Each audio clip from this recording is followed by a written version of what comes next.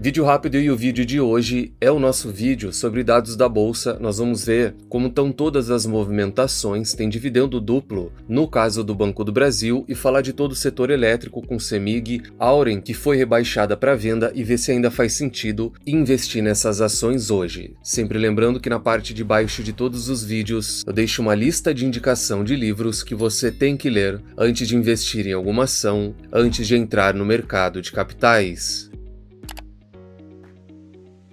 Então, direto ao ponto, o Ibovespa começou a semana com uma leve alta, a bolsa se recuperou depois de abrir pela manhã numa queda de quase 1%, beirou a máxima histórica a 198 mil pontos, e quem também performou bem foi o real, que chegou a ser negociado a R$ 4,99 abaixo, na casa de R$ 5 por dólar. Falando da nossa bolsa e olhando para toda a movimentação interna, a pessoa física, o CPF da B3, continua se desfazendo, atingiu na última semana o menor saldo acumulado dos últimos anos, então isso quer dizer que a pessoa física tem vendido cada vez mais ações. Os fundos locais, então o institucional, tem feito um movimento parecido, a gente já caminha para um saldo negativo na casa de 60 bilhões de reais, e os bancos, apesar de também ter um saldo negativo na casa de 7 bilhões, durante a última semana houve uma pequena entrada de capital, então os bancos retornaram um pouco mais de dinheiro para a nossa bolsa de valores. O único que segue comprando é o investidor estrangeiro, aqui um saldo acumulado na casa de 70 bilhões de reais, é o grande responsável por toda essa alta recente, e é algo que faz sentido. O investidor lá de fora, ele sempre representou mais da metade de toda a movimentação da B3, então se eles saem, a nossa bolsa costuma cair, e se eles voltam, o capital deles tem poder de renovar essa máxima. Falando do Banco do Brasil, o banco muito em breve deve trazer 2 novos anúncios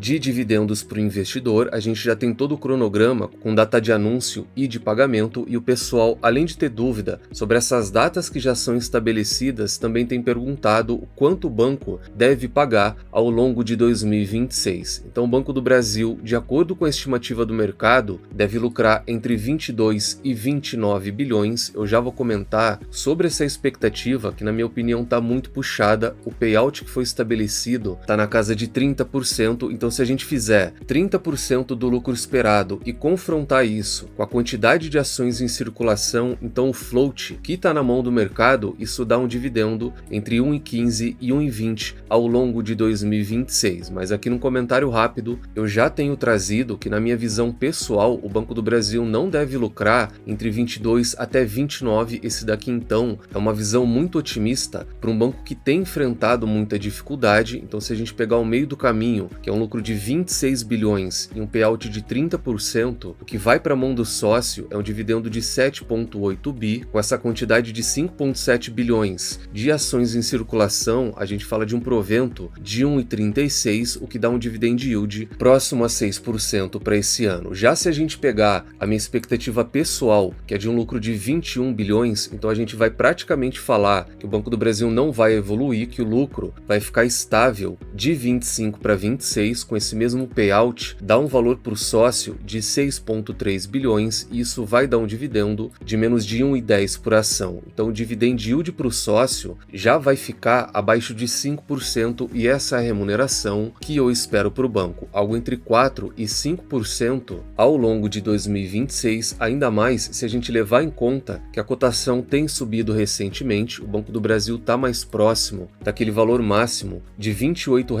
das últimas 52 semanas. Esse daqui é o maior valor dos últimos 12 meses e já está distante daquela cotação de R$ 18 que o banco estava muito mais interessante no período. Então a gente já tem as datas estabelecidas, esse cronograma tem sido seguido, porque apesar do Banco do Brasil ter alterado o payout, pelo menos manteve o cronograma de pagamento, e durante os próximos dias a gente já vai ter novos anúncios de dividendos. O primeiro deles vai vir no dia 13/5, um novo anúncio com um Datacom no dia 1/6 e o segundo, um anúncio, no dia 20/5 com Datacom, também no dia 1/6. Então, um pagamento duplo com a Datacom para esses dois anúncios acontecendo na mesma data. Então, é algo positivo esse pagamento duplo. Eu só não teria uma expectativa tão alta quanto o mercado tem tido para essa recuperação do Banco do Brasil. Eu acredito em algo muito mais lento, pragmático, como costuma ser o setor bancário, mas ainda assim, a médio e longo prazo, o Banco do Brasil deve buscar uma recuperação. Fora isso, a gente vai falar também sobre o setor elétrico, olhar cada uma dessas ações para entender se o momento está favorável e se dá para encontrar alguma elétrica descontada para isso. A gente vai olhar dois relatórios recentes que são do Goldman e do BTG, onde no primeiro a gente teve várias ações elevadas por conta da questão do preço de energia, mas teve também a Auren Energia, que é uma ação que muitos investidores têm em carteira, sendo rebaixada para uma recomendação de venda pelo Goldman Sachs. Então a ideia principal parte de que o custo da energia vai se tornar mais caro durante os próximos anos. De maneira geral, o mercado tem elevado a expectativa de preços até o ano de 2030. Aqui o BTG também tem uma ideia muito parecida de que a energia elétrica vai se tornar mais cara, então elevou toda a premissa para o setor e elevou também o preço de várias geradoras da bolsa. Então a Axia, a Engie e a própria Auren tiveram um preço-alvo elevado na expectativa de que elas vão conseguir surfar